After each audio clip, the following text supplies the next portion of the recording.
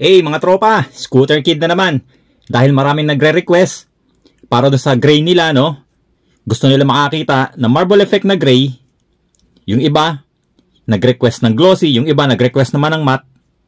Kaya eto, gumawa tayo mga tropa para may makita kayo. Sabay na natin ginawa, no? Para may idea. Yung gusto ng matte at saka yung gusto ng glossy.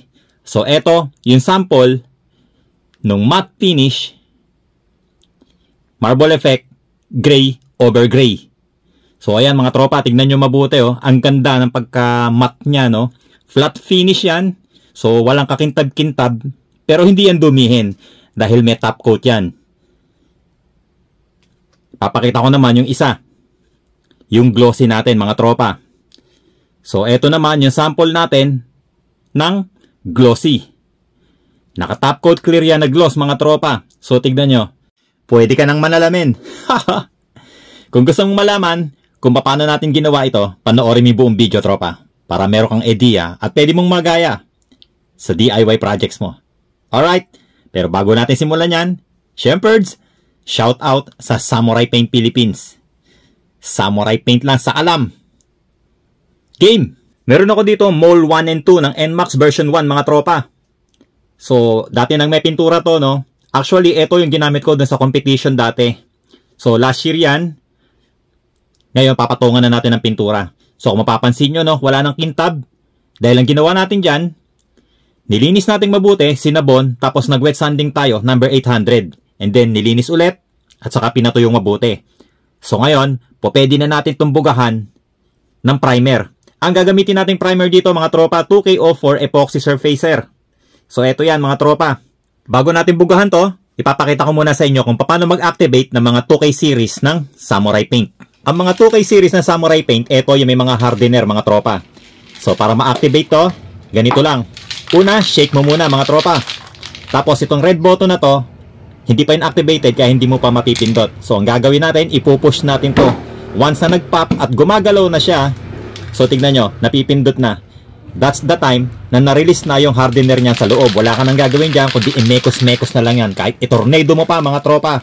Alright, so ngayon, pwede na tayo magbuga ng primer.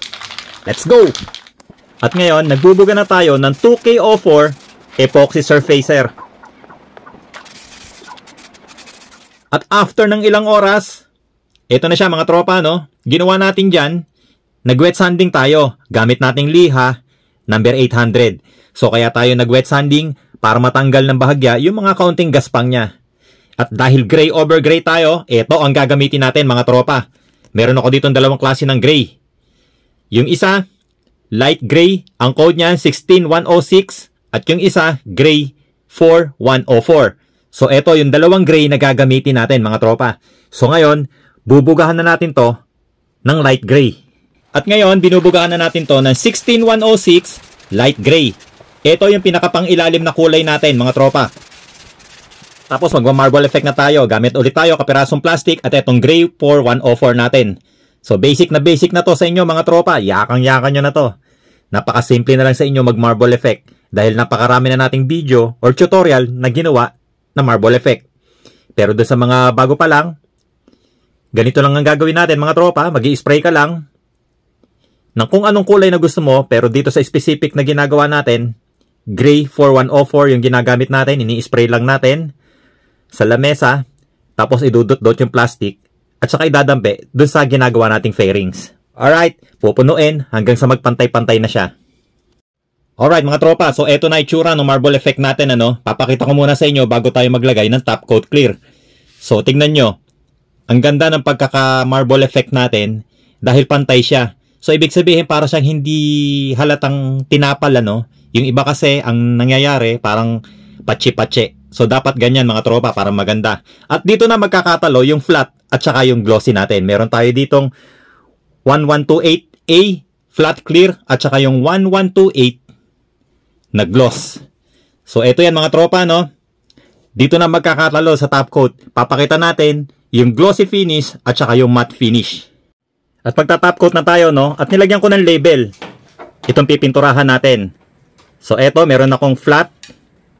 Ang gagamitin natin, 1128A na flat clear. At meron tayong gloss. Ito yung 1128 na clear. So para hindi tayo malito, nilagyan natin ng label yan. O tara, bugahan na natin to. Unahin natin tong flat clear. Ang code nito, 1128A. Tapos, ito namang clear, yung gloss, 1128. So, nilagyan ko yan, tag-3 coats mga tropa. Yung natin maghapon yan, at ngayon nag-wet sanding tayo. Ang gamit natin liha, number 800. Pinipino natin yung top layer ng top coat na ibinuga natin para kuminis. Tapos, final coat na tayo mga tropa. Ito yung flat clear natin, yung 1128A. Para sa matte finish natin, ano. And then, ito namang isa. Ito yung clear 1128 para sa gloss finish natin. Alright mga tropa. Tapos na itong project natin. So, meron na tayong gray over gray na marble effect. At eto mga tropa, no, magkaibang finish siya. So, as requested, meron tayong matte finish at meron tayong gloss finish.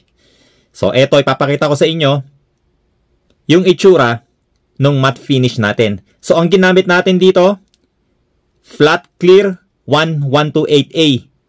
So, magkapareha sila ng dami ng top coat na inilagay natin, ano. So, kung mapapansin nyo, walang kakintab-kintab yung ginamitan natin ng flat clear.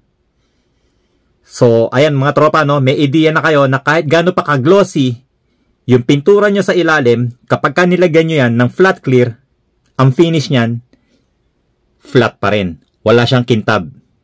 Alright? So, eto naman, yung ginamitan natin ng clear 1128 na gloss. So, tignan mo, tropa, yung kintab niya. O, di ba? Pwede ka magsalamin. Ang bangis, di ba? So, ayan mga tropa, no? At least, meron kayong idea kung paano gumawa ng glossy finish at saka yung matte finish. So, ayan mga tropa, sana nagustuhan nyo itong vlog na to, no? Sana nakakuha kayo ng idea. Sana nakakuha na naman kayo ng kaunting kaalaman kung paano gumamit ng flat clear at saka yung clear gloss. So, magkaiba yan. Parehas silang top coat, pero magkaiba ang finish. So, again, maraming salamat sa lahat ng sumusuporta sa Scooter Kid. Maraming salamat mga tropa. Salamat sa Samurai Paint Philippines. Bangis nyo talaga. Kita-kits tayo next video mga tropa. Ride safe palagi. Peace!